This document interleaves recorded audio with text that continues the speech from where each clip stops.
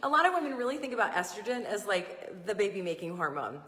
We just kind of all the credit we give it. It's what gives us a cycle every month. Maybe it's what makes us moody, but estrogen actually does a whole lot more for your body. And we're going to talk about just like a little handful of these things, but we're going to talk about the ones that probably affect you the most. So first I want you to think about the fact that, so you've been making estrogen, since you hit puberty, and then you are, maybe in your mid 30s and perimenopause gets going. So maybe things were starting and things were going along just fine and your moods are pretty stable, and your, your skin looked great and you could maintain your muscle really easily back in the day. You guys remember that? Just take a minute. Remember that? When you could work out like once a week and you just were like, I feel great. Things are different now, probably, for those of you that are over 35, maybe even if you're 35, you haven't even noticed it yet, but start creeping into your 40s, you're definitely going to start noticing this. And when we start losing this estrogen, this could be a period of pardon the pun, but this could be a window of time of 7 to 14 years. This is a long time to start losing some of the benefits that I'm just about to talk about here. So some of the benefits that you probably didn't know about estrogen are, one, they are keeping you safe against hormone-sensitive breast cancers. So estrogen's working hard for that. Then we also have the fact that it balances insulin. So quick little lesson on insulin. When you eat sugar or starches or even fruit, you create that food is broken. Actually, every food that you eat is eventually broken down into sugar. But starches, sugars, fruits, these are broken down into larger doses of sugar. When you have a large dose of sugar in your bloodstream, your body produces insulin. It's a hormone, actually. I don't know that a lot of people really think of it this way.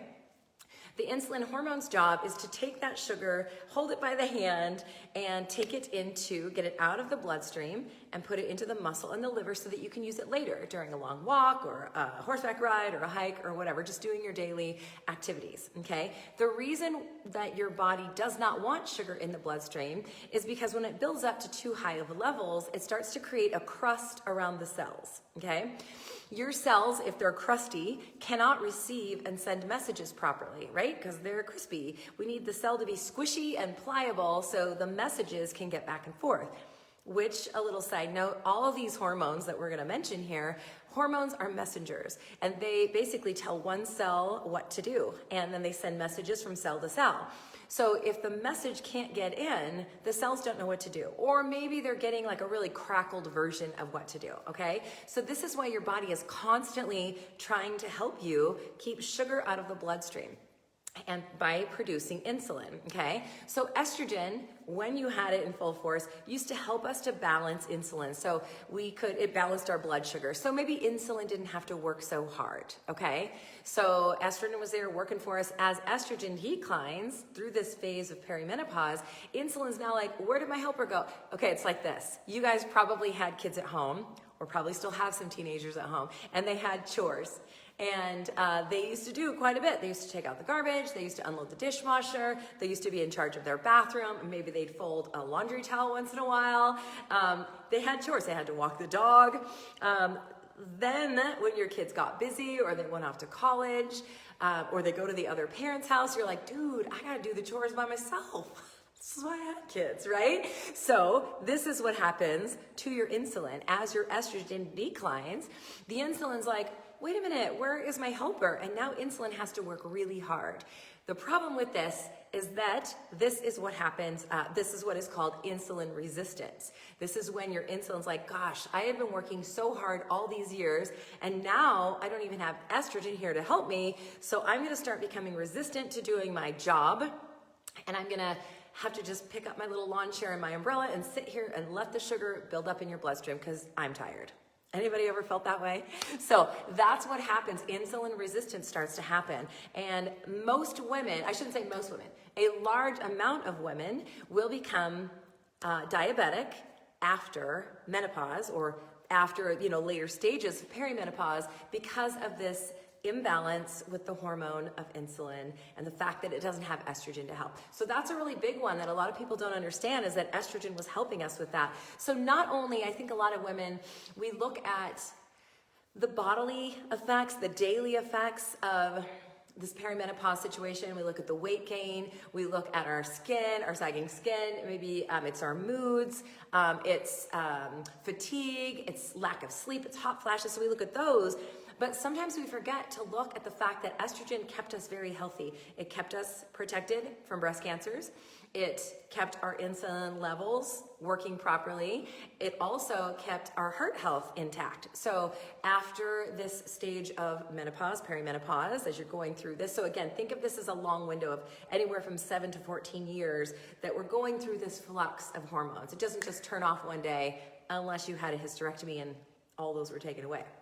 But in general, they decline in time. So there's this kind of playing around, this little teeter-tottering of these hormones. So estrogen was helping keep your heart healthy. So when the estrogen goes, it's important to remember that we really have to, I shouldn't even say when estrogen goes, your whole entire life, it's really important to take care of your heart health because of the fact that estrogen is going to go and it was helping maintain a healthy heart, okay? So the incidence of heart disease goes way up after, I believe it's like 66% greater after a woman goes through menopause or in the latter stages of perimenopause, okay? Something really important to remember that there are actual health benefits to estrogen. And so these are big things.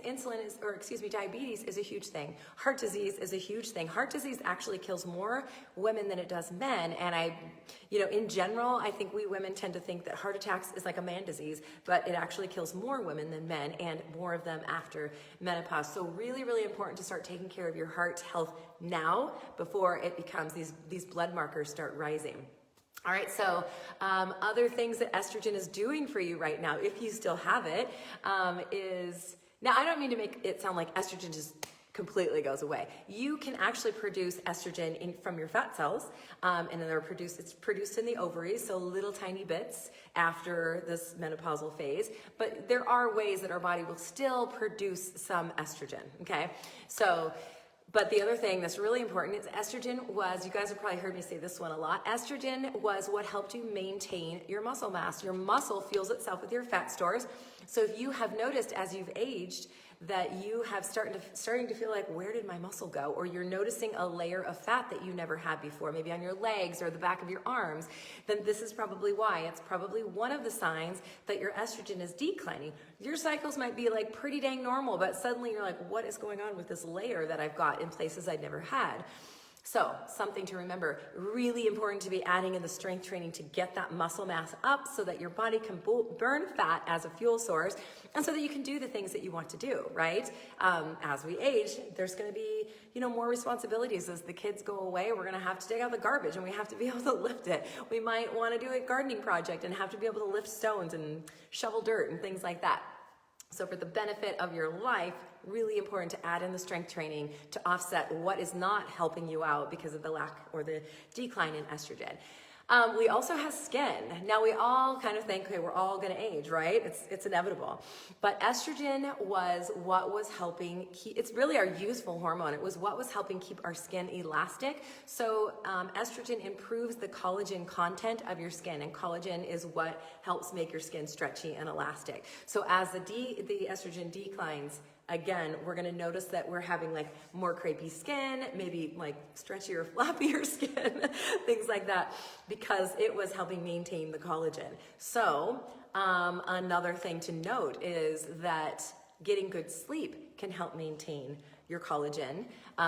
In fact, there's a hormone that you can produce in the evening or when you're sleeping. It's called human growth hormone. This you used to produce in abundance before the age of 30. Now you're not producing it quite so much if you're in the ages of 40 and up. So important to get excellent quality sleep whenever you can, because we want to produce this human growth hormone, because that also helps to produce collagen for our skin, keeping us youthful. So there are things that you can do to offset that estrogen, okay? The other thing is the burning body fat. So estrogen is what is helping keeping you, one of its properties is that it helps us to continue to burn body fat. Again, this is what contributes to that midsection weight gain. This is what contributes to the, just the overall little bit of body fat layer that you may not be used to having. When it comes to the midsection weight gain, it's cortisol. That's another hormone. And estrogen used to help balance cortisol. When estrogen starts to decline, the cortisol is our stress hormone, it begins to build up. And there are 4 times more cortisol receptors in the belly fat than there are in other places of the body. So as estrogen declines and cortisol levels rise, and we don't have the fat burning capabilities that we did have, and we don't have the muscle that we had, we are definitely going to start seeing this midsection area get thicker. And so again, another hormone. So we rattled off, what did we rattle off about? 3 other hormones. We rattled off insulin that balanced with estrogen, cortisol balanced with estrogen, human growth hormone balanced with estrogen.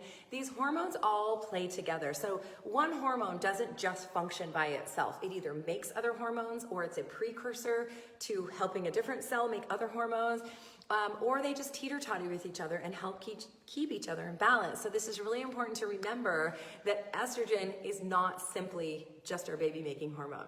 Okay, so, and I know that a lot of women, we just think this because, it's just not something that we know. So I want you to remember that there are things that you can do to adjust the type and timing of your lifestyle, your fitness, and your nutrition, your supplementation, that you can do to offset what is happening. And these things, like the things that I listed off here, these things are what are going to keep you youthful and vibrant and